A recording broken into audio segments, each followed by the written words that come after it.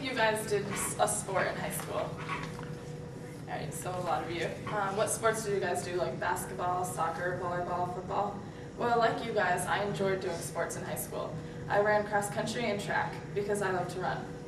Many people claim that running is not a sport, however, because there's no purpose to it, there's no goal, it's too easy, just walking fast. But I'm speaking today to try to convince you guys otherwise. Running takes endurance and mental strength. Webster's Dictionary, published in 2000, states that a sport is any recreational activity, game, competition, etc. requiring bodily exertion. Dictionary.com stated in 2011 that athletic activity requiring skill or physical prowess and often having a competitive nature.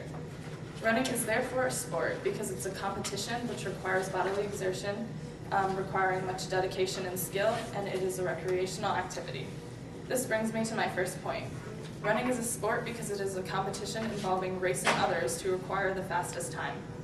It was the original and the only event in the Olympics when they first began in 776 BC. This meets the first criteria of a sport because it was a competition requiring much bodily exertion. The first event in the Olympics, or the Stadion race, it was consisting of about 240-meter sprint, which was about the length of the stadium.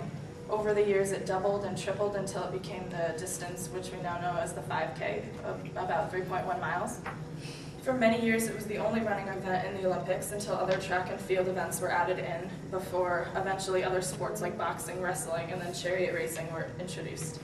Bert Nelson says in the Britannica Encyclopedia in 2000, track and field athletics are the oldest forms of organized sports, having developed out of the most basic human activities: running, walking, jumping, and throwing.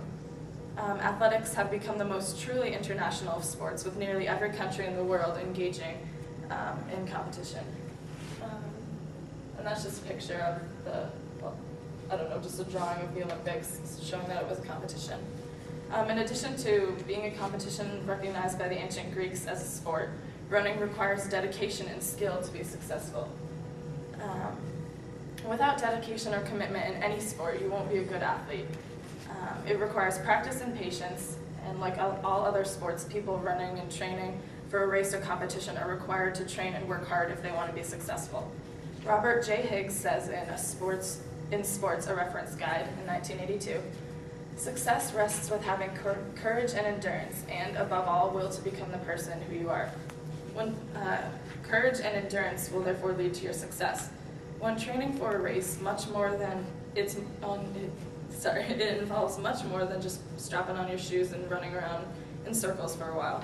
Instead, it involves varying workouts and going on varied runs and altering your speed and distance over the course of weeks and months before your race.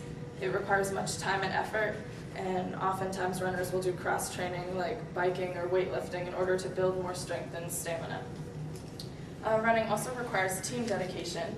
Cross-country involves individual runners who work together on the same team, reaching for a common goal, to get the lowest combined score of the first 5 runners placed on their team. Another example of dedication in running is that when I was in high school, and whenever there would be a thunderstorm or torrential downpour after school, cross-country would be the only sport not canceled. We would be out there running in the rain or running in the snow. It didn't ever matter when most other sports are canceled or have their practice in the gym. So dedication and skill in the sports results in the final argument for why running is a sport. It's a recreational activity. For me, it's a recreational activity because I simply love to run. And it's become a social aspect, and I'll go running with my friends, and we'll go running in the trail, just take an easy run just for fun, or have competitive running, like taking part in races or anything like that. This is also evidenced by the running boom of the 1970s, when hundreds of people began running and participating in races. Many believe that we are entering another running boom in this decade.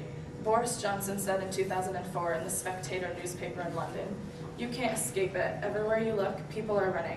They are running indoors and out, in all weather and at all times of the day. We are in the midst of another running boom." So many people have taken up running lately. It's become such a popular recreational activity for many. Because it's grown significantly over the decades, we see that it is in fact a sport. I will now close in saying this. The Apostle Paul recognized runners as athletes in 1 Corinthians 9:24. He stated, "Do you not know that in a race all the runners run, but only one gets the prize? Run in such a way as to get that prize." Though this is a spiritual analogy, we also see how competitive running is from Paul's perspective. Only one person gets the prize, so you have to fight to win it. Paul also relates dedication and commitment to the spiritual in Hebrews 12:1b. He says, "Let's run with perseverance the race marked out for us." Here we see that he understands endurance and dedication needed when you run. In addition to the competitive nature and the dedication involved in running, it's also a great recreational activity which can be used to de-stress or just have a good time. So the next time you think that running is not a sport, think of the Greeks in the first Olympics. Think of the Apostle Paul and his view on runners. Or try to go for a run for more than 3 miles without stopping.